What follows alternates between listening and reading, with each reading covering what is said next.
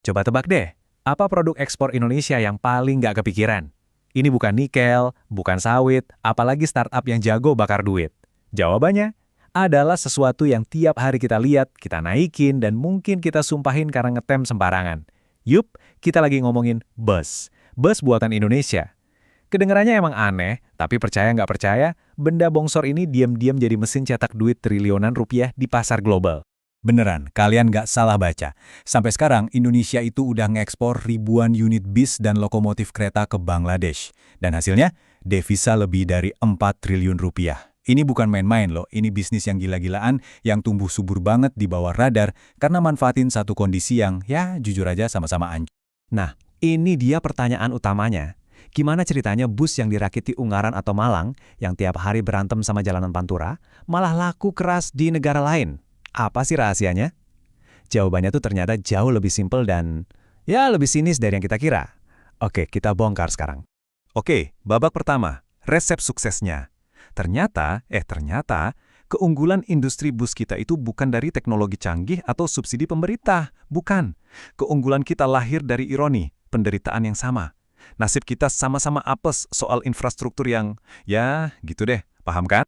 Jadi, ada 4 alasan utama kenapa Bangladesh demen banget sama bus kita. Pertama, harga kita masuk akal, jauh di bawah bus Eropa atau Jepang yang kemahalan dan kecanggihan. Kedua, dan ini kuncinya, bus kita itu badak, dibuat buat selamat dari jalanan Indonesia yang brutal. Ya, artinya pas banget buat medan perang jalanan di Dhaka. Banjir, lubang, kelebihan muatan, itu semua udah jadi sarapan bus kita tiap hari. Ketiga, suku cadangnya bejibun.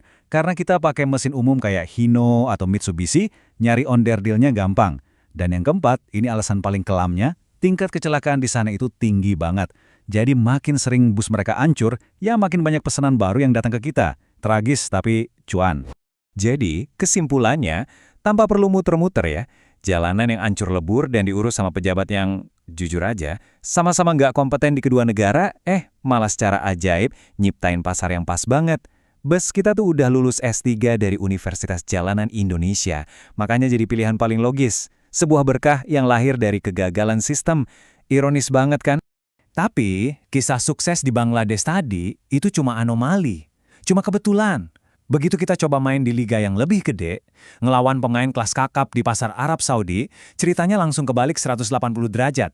Kita bukan cuma kalah, kita dibantai habis-habisan. Coba deh lihat pertarungan yang gak seimbang ini. Di sudut biru, ada PT Adiputro, perusahaan karoseri swasta yang hebat dari Malang. Keren. Terus di sudut merah, lawannya bukan perusahaan lain, lawannya itu negara Cina. Seluruh diplomatnya dari dubes sampai atase perdagangannya punya KPI yang jelas. Pokoknya jualan produk nasional. Titik. Ya, hasilnya gimana? Udah ketebak lah. Tim kita datang bawa brosur, presentasi produk, bagus. Tim Cina datang bawa apa? Tawaran investasi triliunan dolar, lobi tingkat presiden, sama skema bayar yang nggak mungkin ditolak. Ini udah bukan soal kualitas bus lagi. Ini soal pertarungan antara satu perusahaan ngelawan satu negara adidaya.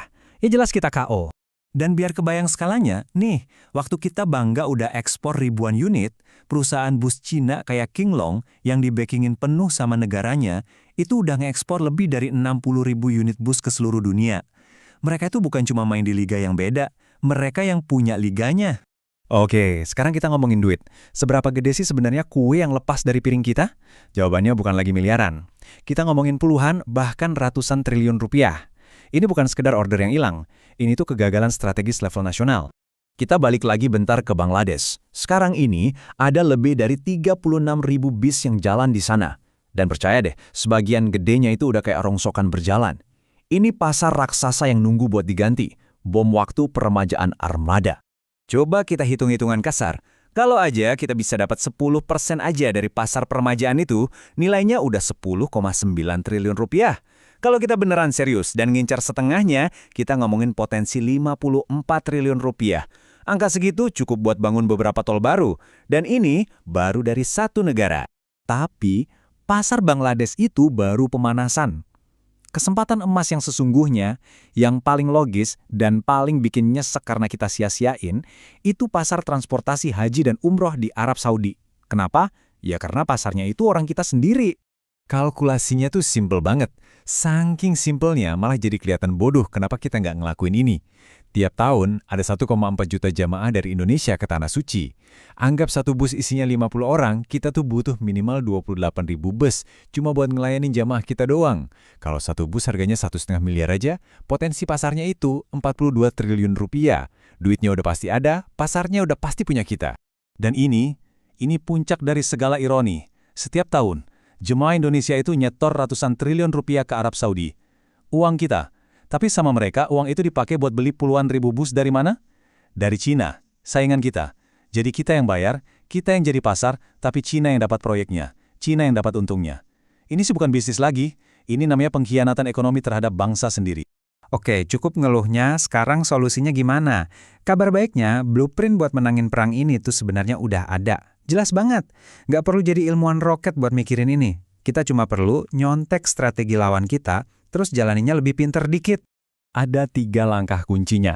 Pertama, bangun klaster industri bus terpadu. Tiru plek-ketiplek apa yang Cina lakuin di Fujian. Kedua, standarisasi dan jual keunggulan after sale service karena montir kita lebih jago ngakalin dan lebih murah.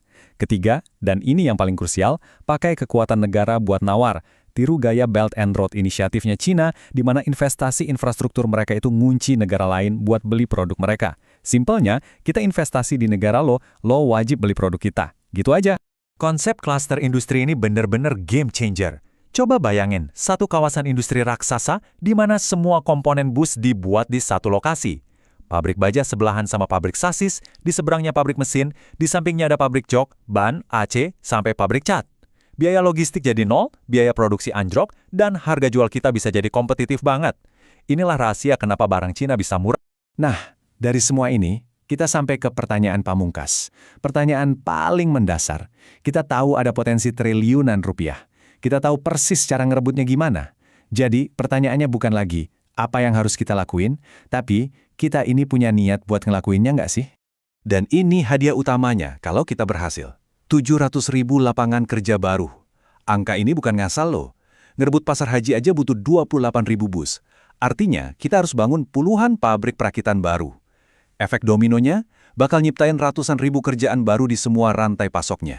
Soalnya gini, satu pesanan bus itu nggak cuma ngidupin satu pabrik. Satu bus itu ngasih makan pabrik baja, pabrik mesin, pabrik interior, pabrik ban, pabrik AC, dan ratusan UKM yang nyuplai komponen kecil-kecil lainnya. Efek berantainya ke ekonomi nasional tuh gede banget.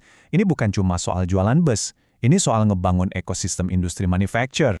Jadi, kita sekarang tuh lagi ada di persimpangan jalan. Dulu, industri ini dipandang sebelah mata. Sekarang, kita punya bukti sukses kecil di Bangladesh yang nunjukin produk kita itu bisa bersaing. Pilihan masa depan ada di tangan kita.